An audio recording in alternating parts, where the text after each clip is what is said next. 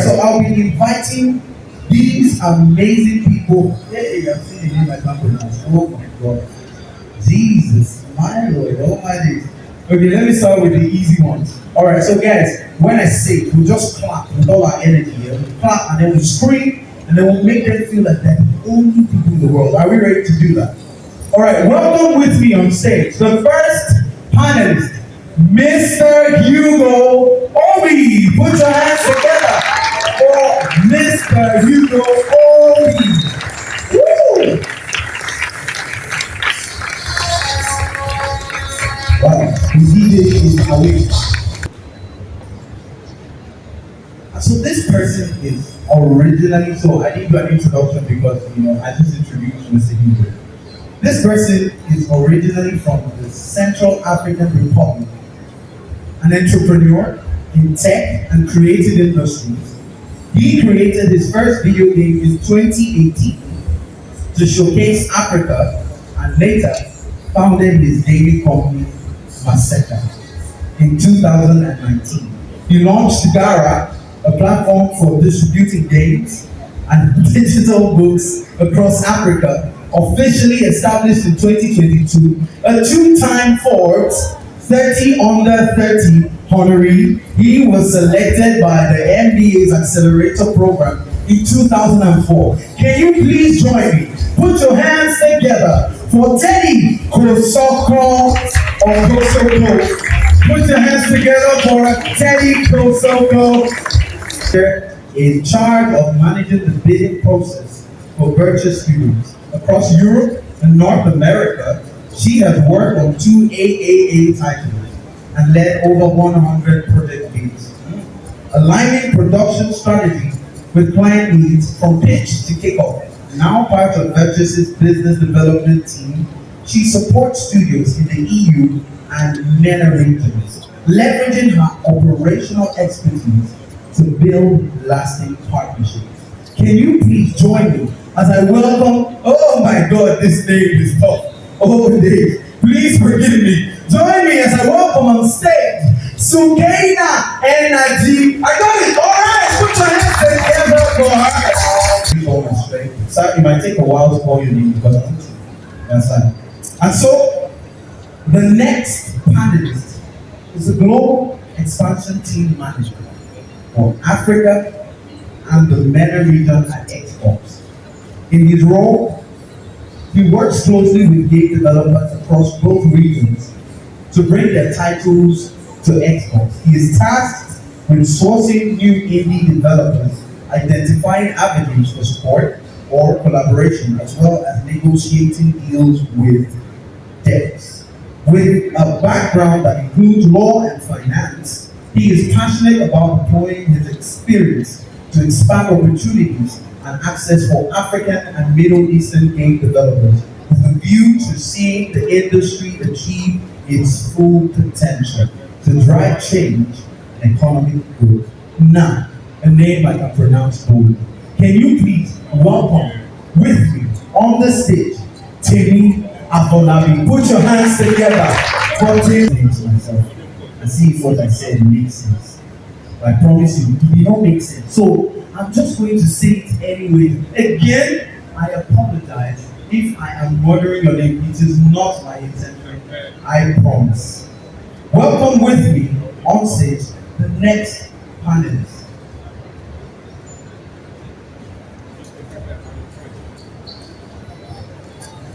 Oh, okay. Thank you, because I could not have pronounced this. Alright, so I'm going to be asking the moderator to join me on stage while we take this panelist session. So welcome with me on the stage, Shane here. Alright, please welcome with me on stage, Shane. Put your hands together. Welcome, sir. Welcome. How we doing? How we doing, guys? How we doing? Awesome. Thank you. I'm so excited about this panel. It's great to see leaders, right, locally, across Africa, and globally, right, on this stage. Okay, my name is Olusegun Johnson, right? Is that so hard? I don't know. But I think what we want to get out of this, right, is a lot has happened within the industry, right? We've been doing this for a little while. We're talking about becoming more mature, right? Becoming more attractive for investment, for partnerships. So I think out of this, we want to get learnings from similar markets. We want to see what have we learned, right, from proven models, from global markets. What are key enablers for maturing, right, for our ecosystem, and then just generally draw parallels, right, across African context. So I think we know Hugo, right? And a couple of people on this panel, but I think it would be only right, for us just to introduce ourselves, right? And a little bit about what we do. So maybe I'll start with you. Good morning, my name is Pete Kusuko from a country called Central African Republic. It's a country in the middle of the continent. I build games, and today I'm also working on how we can make money using your games in the continent.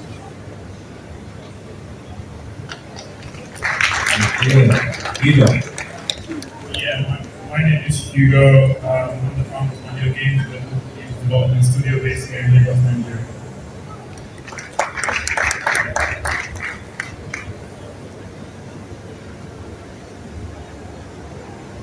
Now my microphone is working. Hello everybody, I am Serena, I'm Rock. I work as a business developer and I used to be a producer in the AAA industry for Virtuous, which is one of the biggest co-development groups in the world. Hi everyone, good to be here with you all. My name is Timmy Altawaki. I work at Xbox within Microsoft. I work in global expansion across Africa and the Middle East. And that involves finding games from Africa and the Middle East to put on the Xbox platform and also market entry for the company in those regions. Thank you. African and global audiences. So I have like three ways that I look at it. So I look at it like the known knowns. So these are the things that we know that we know.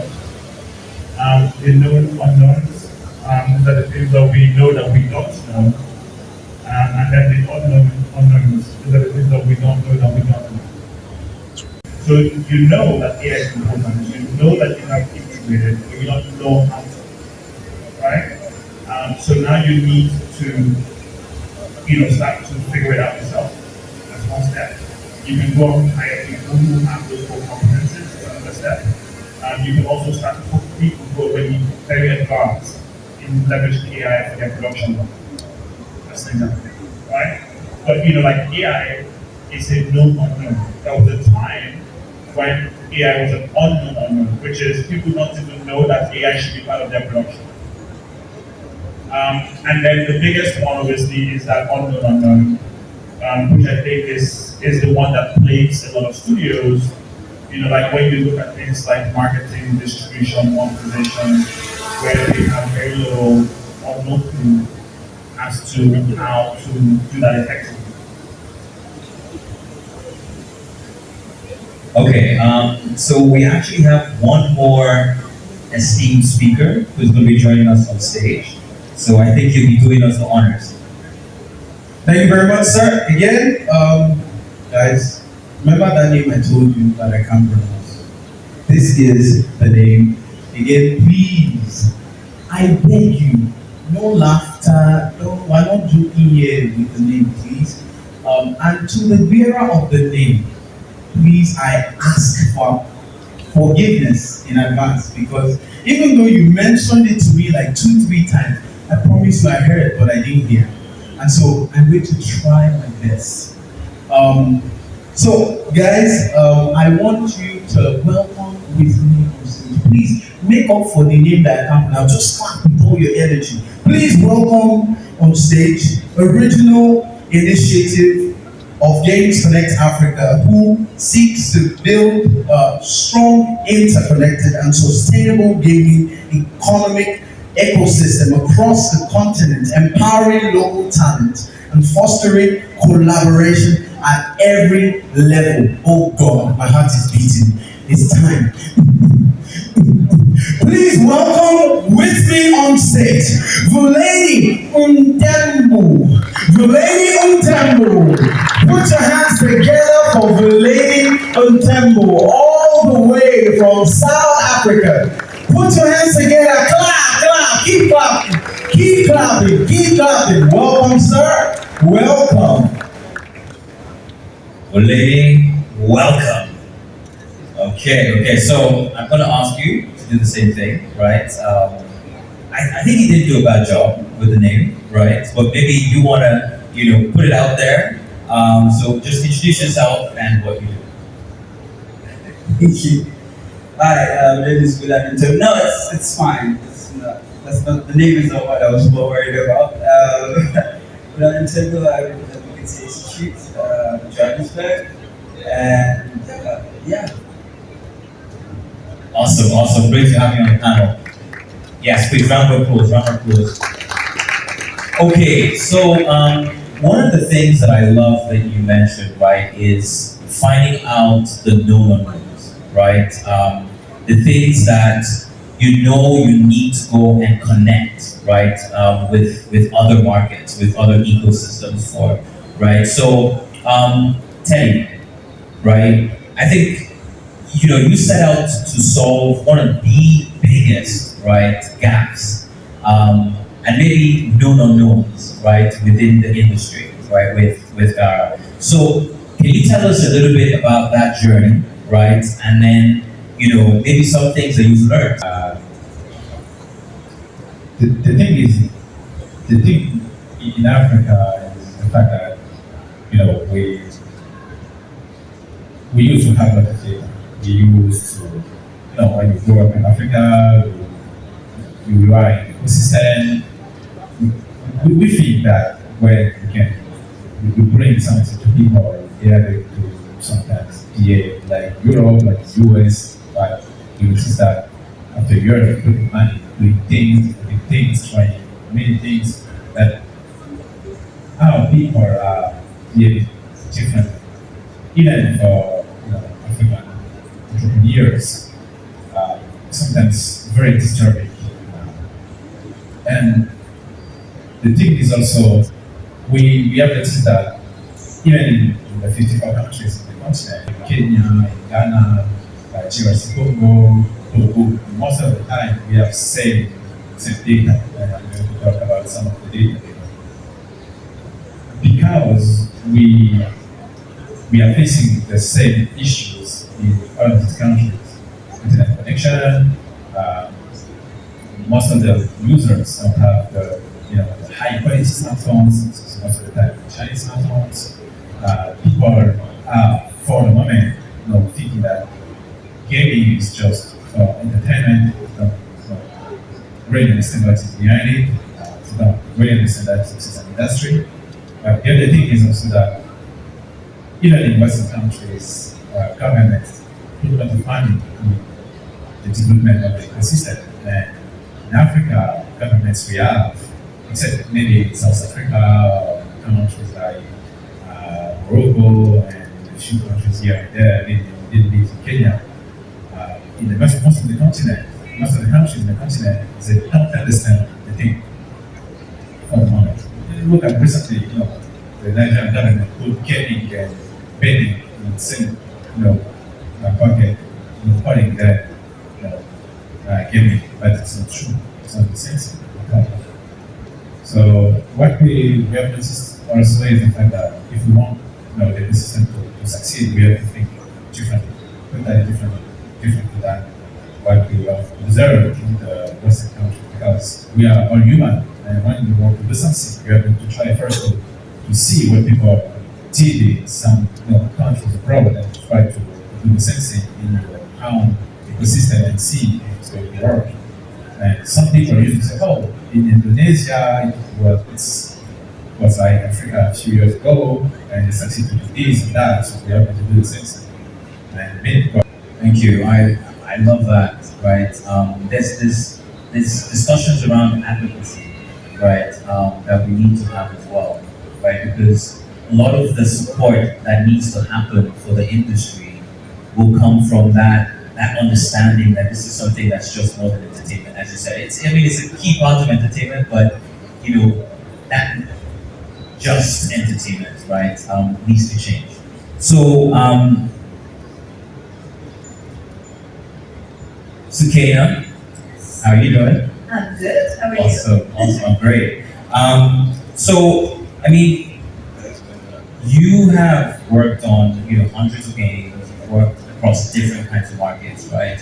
And I love that Teddy was talking about this Pan-African understanding, right, about what works, and then also even where people are saying, oh, we need to build like other markets and it'll work, and yet there's still some gaps, right, in some of the models. So, I mean, from a lot of your experience, right, working across these different markets, are there certain proven models that you're starting to see work, right? And well, actually, you know what? Where we should start with, for many of the people in the room, is let's define what co-development is first of all, because I know co-development is such a huge thing, but a lot of us might not know about it. So please let's start there. Well, this is a bit of a spoiler for the half an hour. So you're taking 15 minutes out of my half an hour. I'm going to speak later, which I'll need to populate again. So thank you so much for that. But what co-development is, co-development basically for everybody here with me that might not know what it is. It's a open secret in our industry where actually none of the studios that make big games that you love to play, like Call of Duties, your Fortnite, FIFA, all those big games that you play are not made just by the studio that you see the logo of. It's made by a constellation of different studios of different sizes, each bringing a different type of expertise. So some people are going to be specializing in making the jerseys of your favorite football clubs within the game. There's some people who are going to be specializing in creating, for example, the AI of the players when they kick the ball, for example, or the field, or the cheering, or maybe do all the game all together. So that what co-development is that creation of partnership to co-create games together. And there's some companies, a lot of studios do it inherently because it's part of the way big games are made. But there are also some studios like ours that make it their specialty. What they do is only co-create with other studios, big studios, their game. So that's basically what co-development is. A lot of people don't hear about it because you're going to see it in the credit and you're not going to see that big logo splash up. But there's actually no big game that's been made by just one studio. I mean, I can't think of one at the top of my head. So that's what co-development is in a nutshell. Okay, so just a quick follow-up. So, in terms of many of the different studios and markets that you've worked with, right? And just maybe models that have worked, right? That are baked into the success of some of these development projects. What can we take from that, right? I think the core of it, as I said, I'm going to go into more details about models in other countries maybe a bit later with some specific examples. But the core of it is two things. It's talent. You need to polish the talent. And polishing the talent is, information is widely accessible. If you go on YouTube or you go to a, EDEV, you're going to learn how to code, how to design. But if you want to bring your game at the level of the expectation of the global market, when it comes to quality and it comes to specific skills about how to use Unreal Engine, what is ray tracing, what does a concept artist do compared to, for example, a texture artist. There's some nuances when you get into that higher stage of quality that are really, you can't learn just from watching things. You have to actually do the work. And to do the work, you need money to do the work. Because, it takes skills, but also people, knowledge from other places. And as I said, what co-development has allowed countries to do, at least, I'm going to bring a lot of examples, but a lot of the emerging game creation market. And I think it's very important to make the difference between the development market and the consumption market. For example, because maybe Nigeria and the African continent has some specificities when it comes to consumption. Like they eat mobile, kinds of things. But when it comes to development, to be honest, the word is all the same. It's Whether you're making your game in India, or making it in Pakistan, or you're making it in Nigeria, or making it in Europe, you're using the same tools, the same quality standards, you're selling to the same market, you're account to the same range of like competencies.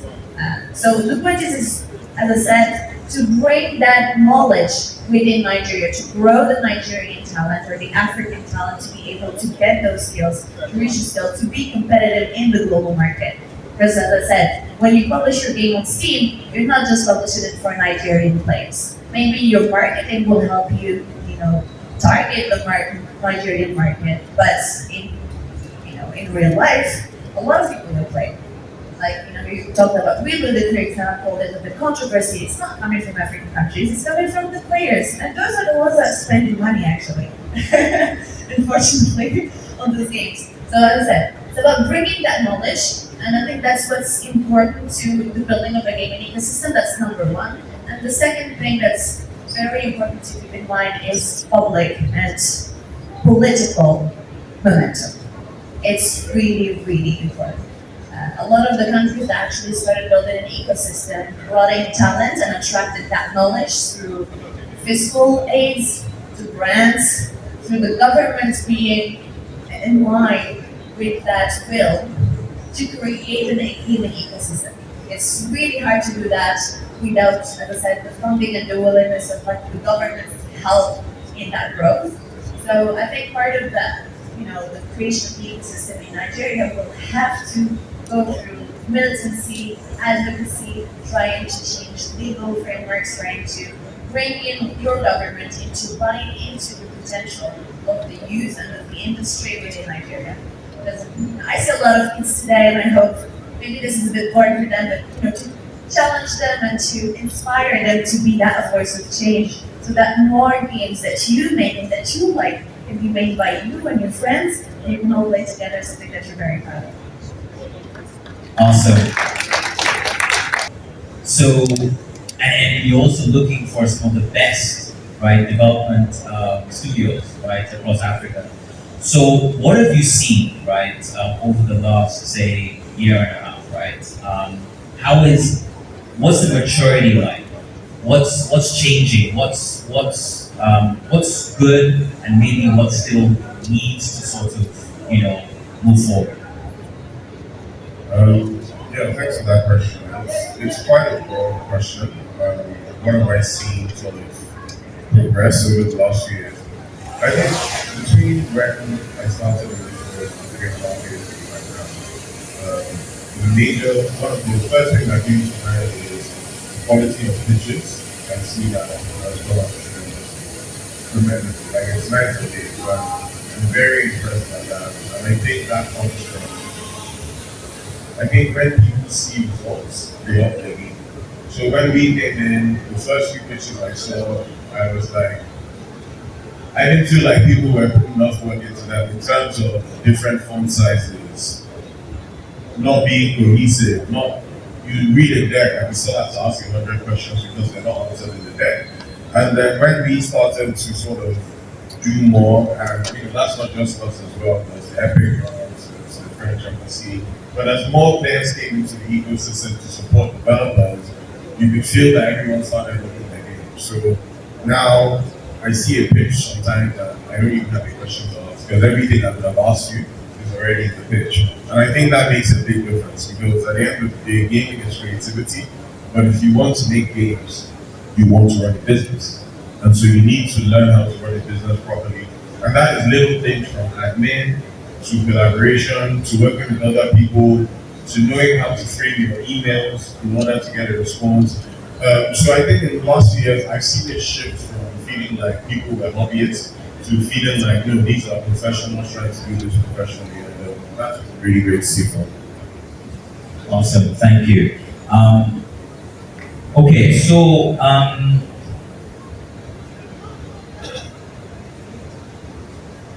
Elena, for me, a couple of things have been said about, the aspect of advocacy, right?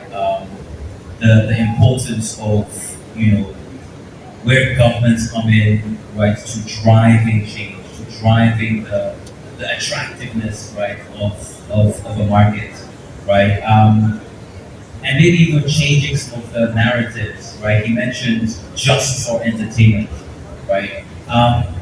When you look at the potential of the gaming industry, right, across Africa, right, how do you think we should be looking at this from that lens? How do you think, how do we position advocacy and how that can change what's going on across the industry? Thank you for the question. It's quite an interesting and very difficult one, I must say. That's my like the most difficult question. But in terms of policy, I believe that's geared towards more policy as well. Um, in Africa, we have unique challenges, and I think everyone knows that because Africa, again, is the same. Africa is not a country really. It's over 50 different countries, different policies, different outlooks, different cultural experiences, and so forth. So I would like to speak as well. Like I would have speak more towards the southern region in terms of how we are approaching it in terms of policy as well. So as I mentioned earlier, it issues a European institute. It's the first departure call, which is quite unique and kind of ironic in this situation. And this is also quite a unique proposition because in the past few years, a lot of work that has been done by around game development in the region is being done by cultural institutes, which is also very interesting, which might be that Africa is all different from the rest of the world. So in South Africa, we have also grappled a lot with getting governments sort of buying into the gaming industry, understanding that it actually has the biggest revenue now, one of the major drivers in terms of the economies, how much buying power the gaming industry has. South Africa specifically spends a lot of money purchasing games, and mostly, of course, these are games made by Western developers most of the time. And although we do have some very established studios in the region, when we try as well, so we're trying to actually get the audiences to get into that. I think we share it across the region, buying from the audience from the rest of the region from there. What we have done in the last few years in South Africa, we had some parts, some sort of success. I think in the last 4 years, we've had government talking to trade industry, getting understanding that it's actually a legitimate industry like film or anything else. And we have formed a body called the IESA, which is a body focusing on interactive entertainment. That is an advisory board that actually speaks directly to the Treasury in South Africa. This was done in collaboration with our colleagues at IT Think, who started off as a gaming development studio, but now are also into publishing and also work with the government very closely. What this enabled us to do was actually tap into some of the funds that the government might have that are allocated for cultural and artistic initiatives to sort of like put some of that in the gaming ecosystem to support festivals like Playtopia, Joburg Games Fest, Africa Games Week, all the festivals that are taking place particularly in that region in South Africa. So this has worked fast, but it has taken time. And I know in the rest of the region it's kind of hard. I know my colleagues in Namibia are going through the same thing, engaging with the government. We were in Angola as part of Games Connect recently for the Game Dev Plus. They're also engaging government there. I think with the government it's going to take the most time in terms of the policy, getting them on board in terms of this. But I think we just keep chipping at it. It is a bit frustrating because we also have other challenges around inclusiveness, around representation we need to deal with. And this just adds another layer as well, trying to go with policy, but we are trying to present and to do these challenges as possible. I don't know if that answers the question. It's quite a broad question. Thank you. So, I mean, it's interesting how you give the perspective across, obviously South Africa and all the few other places. And I think towards, Nigeria and maybe some of the industries that are getting a lot more attention right now. So maybe fintech and a couple of others. And maybe, as you said, representation definitely, right? And also maybe a couple of superstars, right, that emerge. And all of a sudden it's like, oh, you can't ignore right? Because now it's starting to have influence, right? And it's too big to sort of, I guess, not take your piece out of, right? But thank you so much for that. Okay, so let's look at the two things that I really want to delve into a little bit more, apart from saying models, right? So we mentioned talent, right? I think that is still one of the biggest things. It's probably the thing to solve right now, right? For maybe a couple of years, maybe, right? And so Hugo, right? Um, you've really been working at this for quite a while, right? Even before maybe you started saying that talent was the thing that we need to fix, because I think you will fix it for yourself, right? So,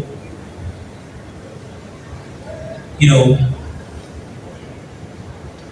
Sukaina was mentioning, right, that there are these nuances that are huge. So they seem like very small things, but they're the difference between a more mature market and that's building greater software and games and ones that aren't. So how are what are some of those things, right, that you see that are big, things that we need to solve in that area, but maybe are not as known, right? And how are you tackling those? Yeah, so yeah, talent. I think talent definitely is a very important foundational area that needs to be prioritized. Um, but I feel like that the talent development, we are essentially moving to the second phase of that journey. To the foundational side, which is like learning the basic skills. With Seduce Echoes?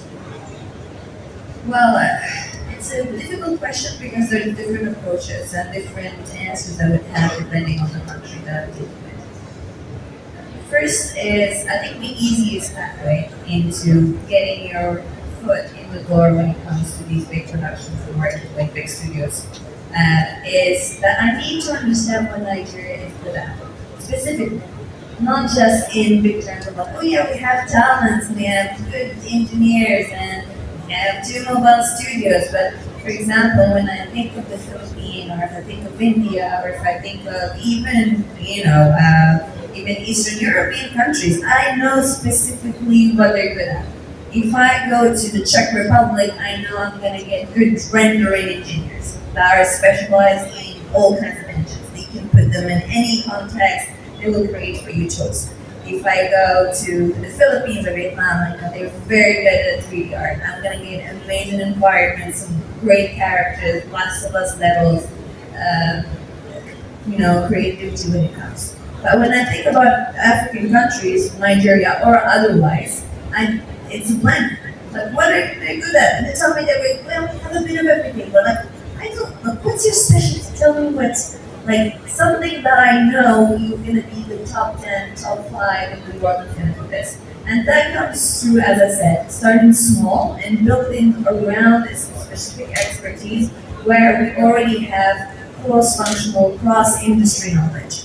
As I said, when I mentioned all these countries, why does the Czech Republic has good rendering engineers? Because they have a robust C++ programs that deals with like very very good computing. So there they can transfer that knowledge easily into like more close to the engine kind of work.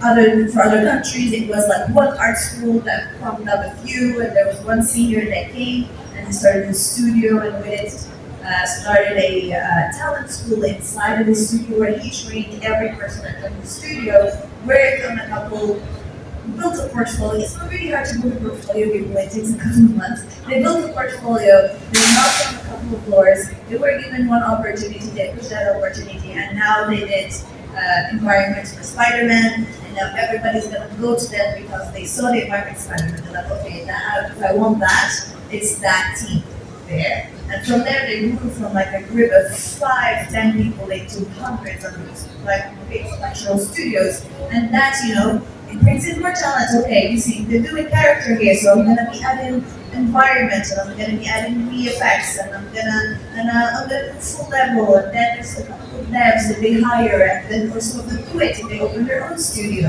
and they do an IP, an original IP with a couple of devs, but the environment is so cool that they have that expertise they build around. It just becomes so much easier for them to compete in the market because they already have the quality, the pipelines, the knowledge. They've seen other productions how they look like.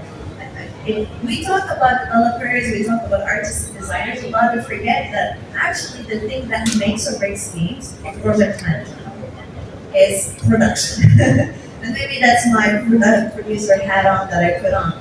But that's knowledge that we cannot teach. I mean, I can teach you how to do backlog, teach you how to do Jira, but if you haven't been through the hills and the difficulties and the challenges of the video game production before, believe me, you will fall on your face the first time you will encounter difficulties or we have of like making a full game because it takes so many different disciplines and they have different incentives for a game to look good, it's gonna run very bad. But you know what I'm talking about. And but you can't have a game that runs very badly. But if you make it run, it looks ugly. So, finding that trade-off takes skills, it takes experience, managing the people, talking to the people, and getting to find that balance is really, really challenging. And that comes only from experience. It's not something I can teach you in a classroom. I can teach you skills, I can maybe tell you about like common challenges, but it's something that comes from experience. So I don't know if my level answered your question. That was awesome. And I'm sure we can talk about that one Yeah, you said another. we can write a book about this. We can talk for days. But the great thing is you have a panel after this, right? Later.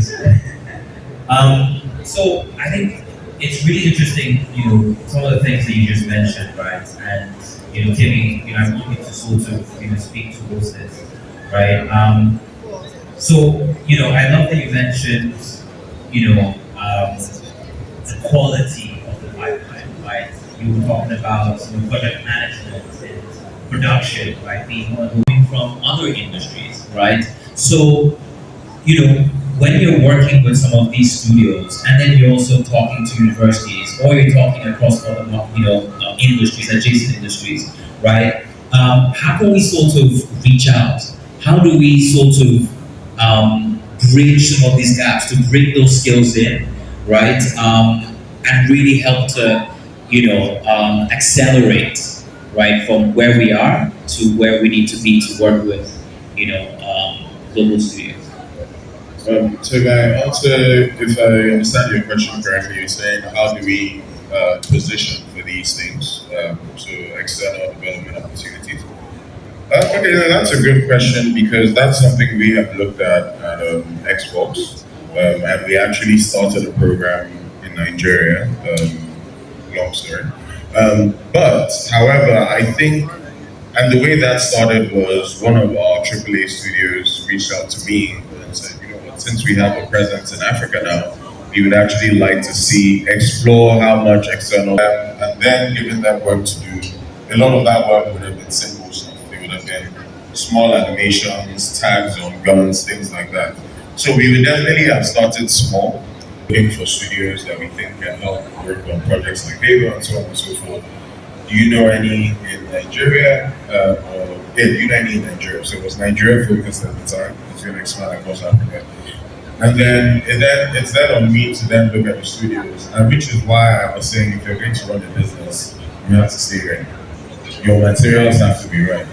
If you have a website, you have to make sure you have the best website you can have. If you have a team, you have to make sure your team is prepared to answer questions. You always have to have work to show us that you've done before. There's really no point pitching to anybody. If you're a game developer or doing anything creative, if you don't have something that you can show someone on your phone quickly, that is work. So a lot of it is being business ready, taking what you're doing as a business. If I come and I see there's a show and so forth, then I know, okay, when I present this team to international partners, they can have a serious conversation about skill level and how to plug that gap. But if you come into the meeting and you feel, there's just too much to do. This is not worth our efforts. Then so I don't think you have to be ready, but control everything you control. And always have your best quality work at hand to show. Always put yourself out there. Sometimes you discover things by YouTube, like I'm just on YouTube one day and just looking for the video quality. If your video looks like quality, I will reach out to you. Be on LinkedIn as well. If it comes across the timeline and someone has liked this new demo of your game, so on and so forth, and I look at it and it looks like quality, I'm like, oh, how come I've never heard about that? I'll add you myself and I'll be on. So stay ready.